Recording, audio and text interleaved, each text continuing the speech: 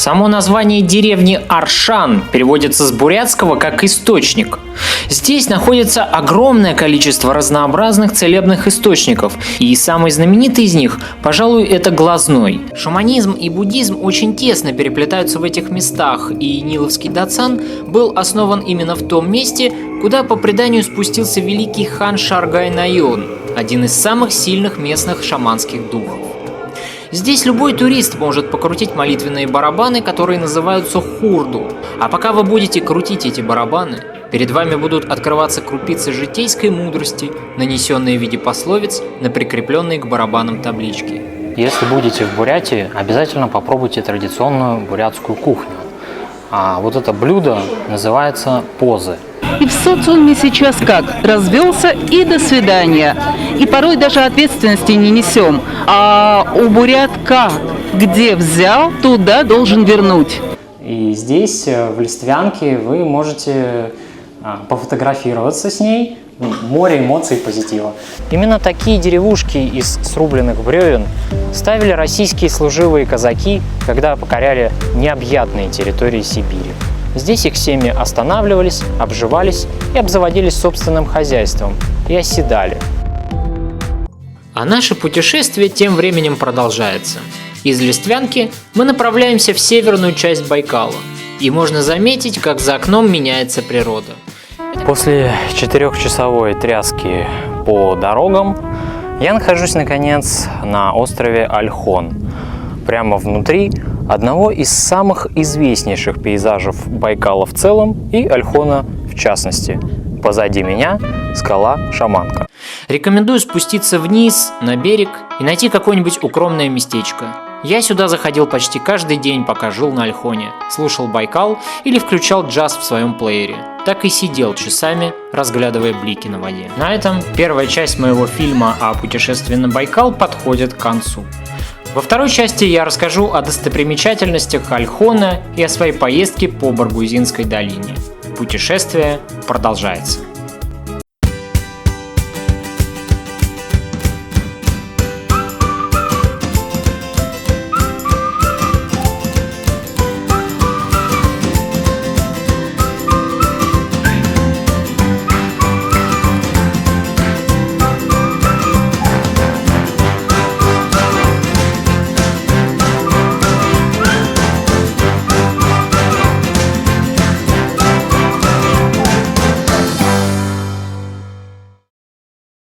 Итак, дорогие друзья, будем считать, что вы на Ольхоне. Приехали, разместились на турбазе, посмотрели Шаманскую скалу. И у вас возник вопрос, а как интересно провести следующие несколько дней? Специально для вас я подготовил топ-7 самых интересных и примечательных мест острова Ольхон. Итак, поехали!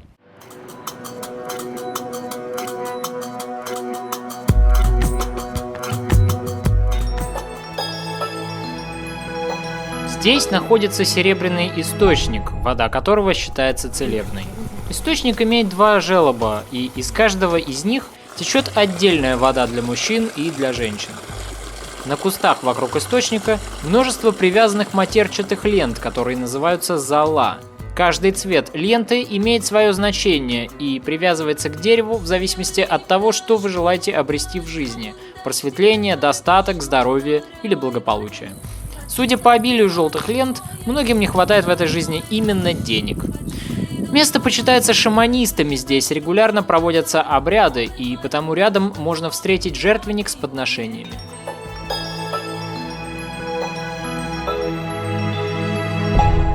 На шестом месте нашего рейтинга Курыканская стена. Место довольно загадочное. Стену построили древние жители этих мест, и ученые-краеведы до сих пор не могут однозначно сказать, для чего именно. По одной из версий, тут был загон для скота. По другой, якобы эта стена служила для защиты от набегов. А возможно, что стена имеет какое-то ритуальное значение и служила в качестве ограждения сакрального места или кладбища. Курыкане, построившие эту стену, жили на Ольхоне в 5-7 веках, а затем исчезли. А стена осталась. Правда, с каждым годом она становится все меньше и меньше. Местные жители растаскивают камни для своих хозяйственных нужд. Так что у вас есть последний шанс прикоснуться к столь древней истории острова. В Впрочем, сама стена выглядит довольно скучновато. Гораздо интереснее вид, открывающийся отсюда.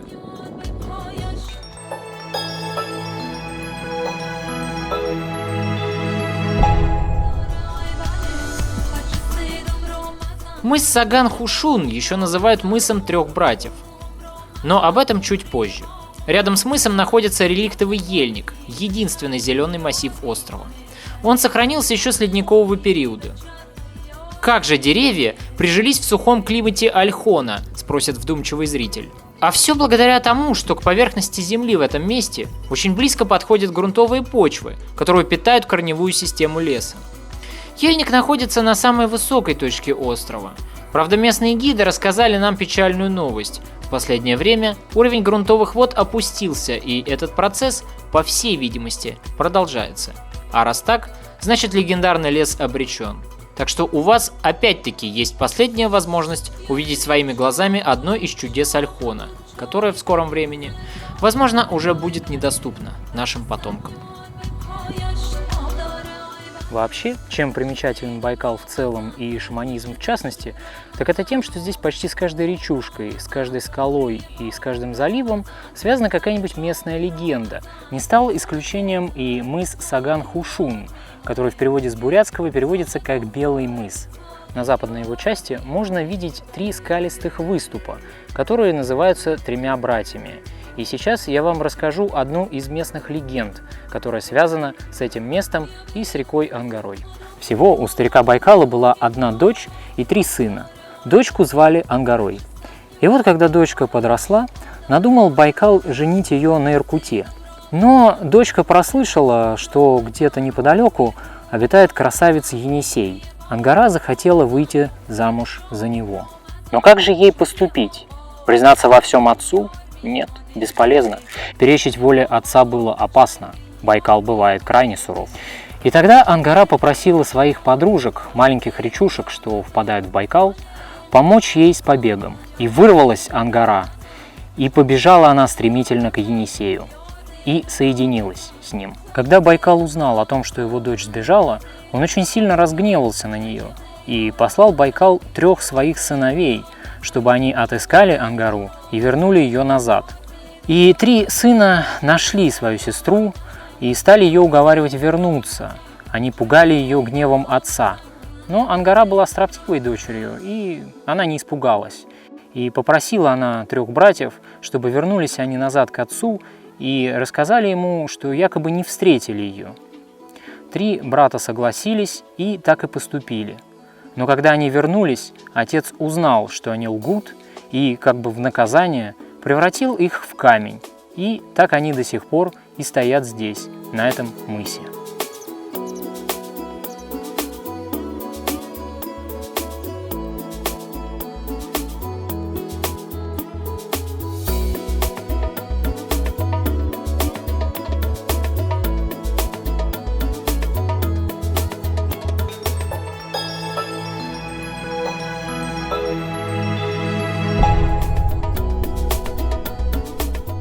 Эту легенду придумали местные гиды, которые регулярно возят сюда туристов. Якобы надо взобраться наверх и кинуть монетку, загадав любовное желание или попросив у духов детей, и тогда вы непременно получите искомое. Левая сторона предназначена для мужчин, правая же для женщин. Ваш покорный слуга тоже попросил немного для себя. Проверим силу духов Байкала.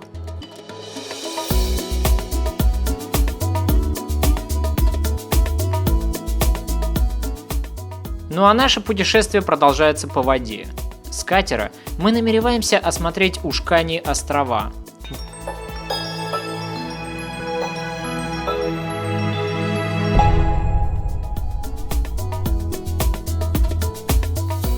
Воздух с воды свежий и холодный, и уже спустя минуту наши туристы начинают мерзнуть. Мы едем туда вот за этим. Рекламные проспекты турфирм обещают на Ушканих островах шикарное зрелище – лежбище Нерп. Посмотрим, не обманет ли нас реклама. Слушайте, какая красота. Мы в тот раз пролетели, даже не видели. Ну как на Ярославце можно пролететь, и тем не менее. Да. Красота-то красотой, но Нерп мы так и не увидели. Зато увидели множество настырных чаек, которых добродушные туристы решили покормить хлебушком.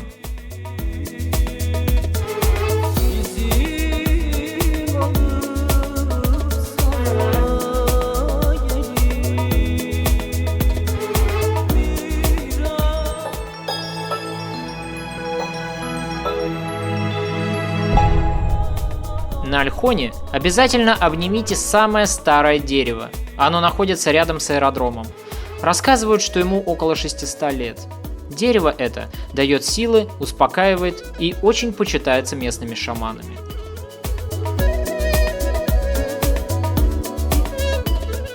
А мы тем временем продолжаем наш путь на катере. Теперь наступило время главной интриги.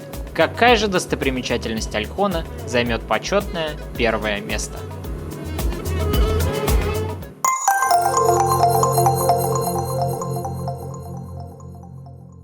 Это Эдуард, интернет-предприниматель, который сотрудничает с фрилансерами по всей России, дизайнерами, программистами, копирайтерами и другими специалистами. Эдуард – любимый заказчик, потому что у него много проектов, высокие гонорары, и он всегда платит быстрее остальных. Фрилансер только назвал ему сумму, и через 3 секунды деньги у него на карте. Все потому, что Эдуард использует Payber – новое мобильное приложение, позволяющее принимать и отправлять деньги как сообщения. Выбрал получателя, ввел сумму и нажимаешь кнопку «Отправить». Динь-динь и денежка на карте. Эдуарду больше не нужно ходить в банк и сражаться с подвисающими онлайн-платежами. Он использует Payber в каждой бытовой ситуации. Отправляет своей супруге деньги во время шопинга, оплачивает репетиторов детям, переводит родителям альтернативную пенсию, дает деньги взаймы и выставляет счета. И все это можно делать прямо со своего телефона даже во время утренней пробежки. И это полностью безопасно. Будьте и вы финансово мобильным со своим мобильным. Установите приложение Payber сейчас. Детали на сайте payber.com при поддержке MasterCard.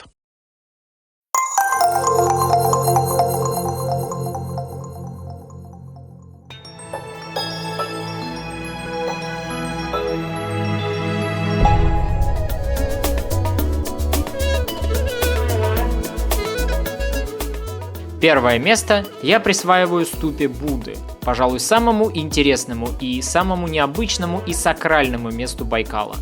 Ступа Будды находится на островке Агой, на котором кроме нее больше ничего нет. Тут никто не живет. Зато туристов сюда возят охотно. Ступа заложена тибетскими монахами, в ее основании замурованы мощи буддийских святых, предметы, которыми они пользовались, и священные тексты. Ступа растворяет все негативные препятствия и способствует просветлению. Непременно полагается обойти вокруг нее минимум 3 раза, босиком, не думая ни о чем или думая только о хорошем. Поверьте, это помогает. Не сочтите меня, пожалуйста, занудой, но я хотел бы добавить еще одну маленькую ложку дегтя в большую бочку ольхонского меда. Есть еще одна проблема на острове, о которой практически не говорят, но которая бросается в глаза каждому туристу. Это мусор. Его здесь огромное количество. И глядя на все это, мне, честно говоря, хочется задать один большой вопрос нашим российским политикам-патриотам, которые отдыхают за границей, но любят призывать наших сограждан отдыхать у себя на родине, в России. Всем советуем, оставайтесь дома. Крым, в крайнем случае Сочи, Анапа и так далее. Не надо никуда за границу. Везде может быть теракт. Везде. И вас в гробу вернут домой. Поехали отдохнуть. Что, солнце не то, что ли? Какое? Что туда ехать, так сказать? В Тунис. Я там был. Ну, жара, дышать нечем. И вот едут побывать, так сказать, там. А потом в гробах возвращаются. Скажите, пожалуйста, дорогие политики, депутаты Госдумы и прочие представители власти, а что делается для того, чтобы массовому туристу хотелось отдыхать у себя на родине? Хотя кого я по большому счету обманываю? Все это голос вопиющего в пустыне. Мусор как здесь был, так скорее всего и будет. А Россия как была Россией со своими проблемами, так, наверное, и останется, к сожалению.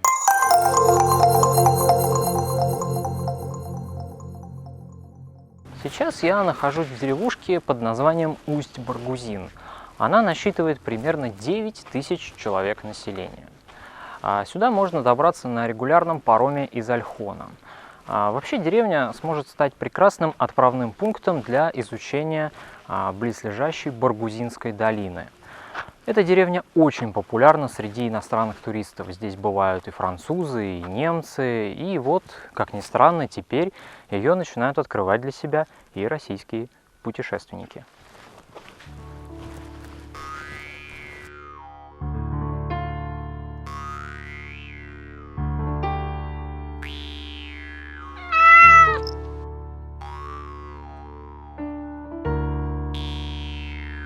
Деревню Усть-Баргузин можно рассматривать в качестве прекрасной отправной точки для осмотра Баргузинской долины. Мы отправляемся на север от деревни, и наш маршрут пройдет вдоль Баргузинского хребта. Сначала мы заедем в деревню Баргузин, старую деревню, основанную тем самым атаманом Галкиным, о котором я уже упоминал в предыдущей части. Затем мы двинемся дальше в сторону Курумкана, где и закончится наше путешествие по долине. В Курумкане есть замечательный буддийский дацан, о котором я расскажу вам чуть позже. Баргузинская долина – одно из прекраснейших мест на Земле. По красоте она не уступает Швейцарии или американскому Йосемити. И я должен был показывать вам именно такие кадры. Но, увы, вся ирония кроется в том, что это картинки из Google Images, несмотря на то, что я был в этих местах. Мы едем на машине, грунтовая дорога, точно шрам, пролегает через сердце векового леса. Все вокруг окутано серым маревом дыма от колоссальных пожарищ, прошедших по этой земле. Выгорел полуостров Святой Нос, Баргузинский заповедник, Забайкальский национальный парк. Счет идет уже на 200 тысяч гектаров леса. Присмотритесь к небу, видите ли вы в воздухе хотя бы один самолет? Природа здесь красивая, это видно, несмотря на густой дым, которым заволокло все вокруг. Но, увы, сногсшибательных сочных кадров сделать не получилось. Придется повторить путешествие сюда, говорит мне мой внутренний голос. И уже рождается в голове идея прекрасного нового тура, совмещенного с поездкой по Монголии. Надеюсь, я еще вернусь в эти места и сделаю для вас новый фильм. Ну а вы обязательно поезжайте сюда. Возможно, вам повезет больше, и вы увидите всю красоту этих мест.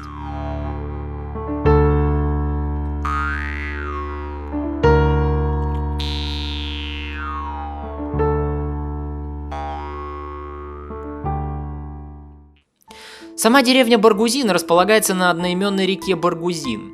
Это Россия, подлинная наша страна, а не то, что мы считаем Россией, лишь изредка выбираясь в Подмосковье. Здесь течет свой размеренный уклад жизни, и кажется, что со времен казаков, пришедших сюда в 17 веке, так ничего и не изменилось. Иностранцы приезжают сюда за историей, за подлинно русской атмосферой. Русские же, приезжающие из Москвы, недоуменно озираются по сторонам, мол, что за дыра, куда вы нас привезли?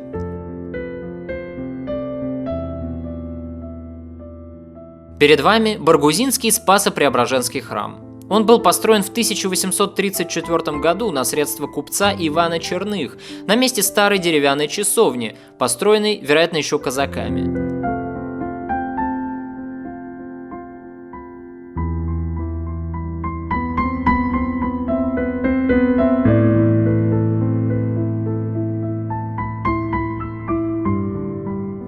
Неподалеку находится старое еврейское кладбище.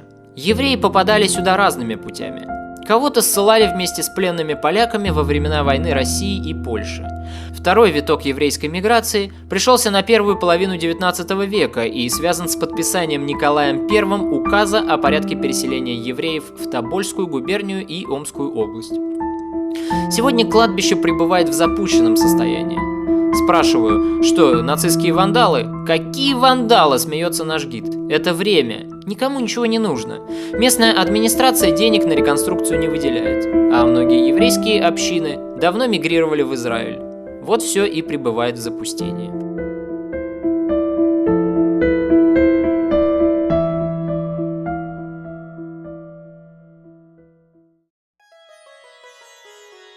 Курумканский дацан находится в 3 километрах на северо-запад от села Курумкан. Это по-настоящему духовное место, где расслабляешься и забываешь обо всех мирских проблемах. Этот дацан был основан относительно недавно, лишь в 1818 году. Известен он главным образом благодаря тому, что настоятелем этого дацана был Соодой Лама, который считается воплощением самого Нагарджуны.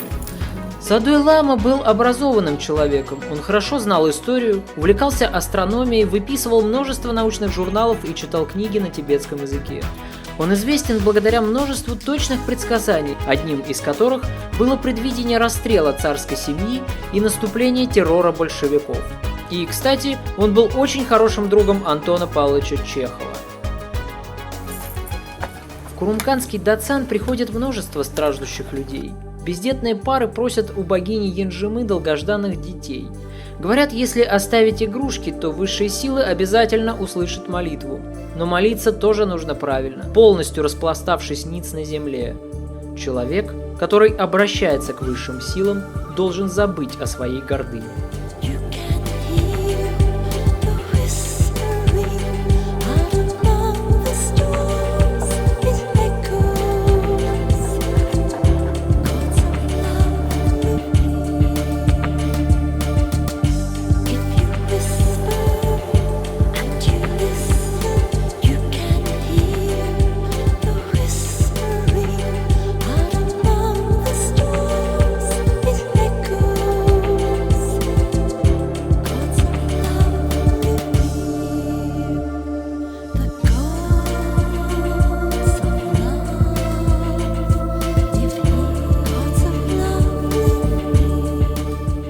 Автор выражает признательность туристической компании «Байкал Топ» и лично Тимофею Никитину за организацию поездки по Байкалу и рекомендует его в качестве надежного туроператора.